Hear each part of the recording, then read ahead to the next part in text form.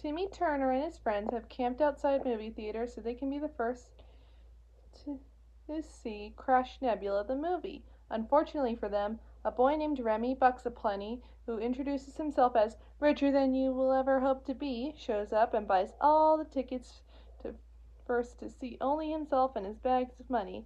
Timmy later plays a virtual reality video game trying to earn a high score to get his name on a plaque in the restroom door. Remy zaps all his points away and wins, getting his own name on the door to the players' lounge. Cosmo and Wanda take Timmy to a Crimson Chin comic as a getaway from Remy, but suddenly Rich Boy Chin Wonder Remy appears in the comic and saves Chin from a fall off a building. A curious Timmy spies into the Bucksaplenty mansion and watches as Remy's parents finish their daily 2 minutes with their son. He sees a purple ferret with a fairy crown in Remy's room and realizes Remy must also have a fairy godparent, which Cosmo and Wanda already knew because it would not tell him because of the rules.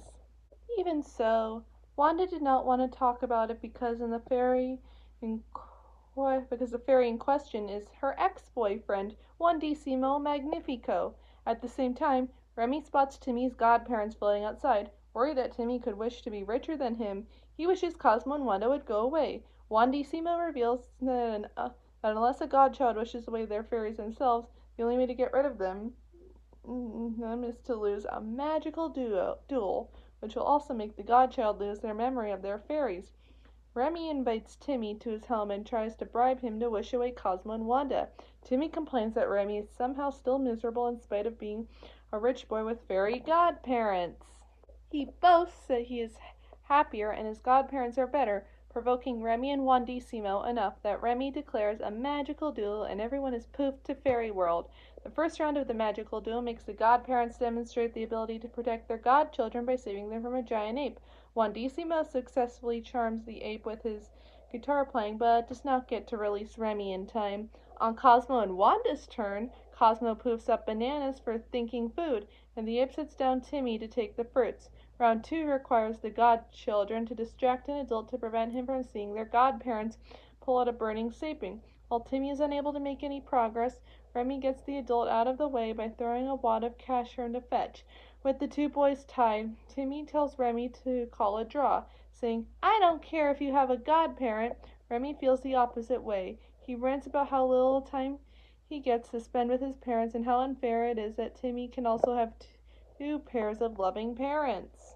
On the tiebreaker round, the godchildren have to come up with an imaginary animal and describe it to their fairies. The godchild with the most fantastic animal will win.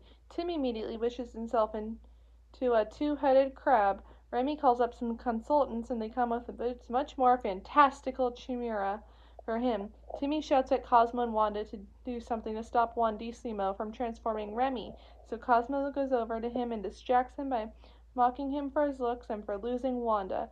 In a fit of rage, Juandissimo accidentally throws his wand at Timmy, turning him into Remy's fantasy creature. Timmy is declared the winner of the duel, and Juandissimo says a goodbye to Remy before the two of them disappear. Timmy takes pity on Remy and wishes he could be with his parents more, which leads to the Bucksaplenty's getting shipwrecked on a desert island. Remy gets thanks from his father for offering to find food for the family, and afterward happens to stumble across a turtle, Juandissimo. He wonders for a moment if they have met before, but then offers him as turtle soup.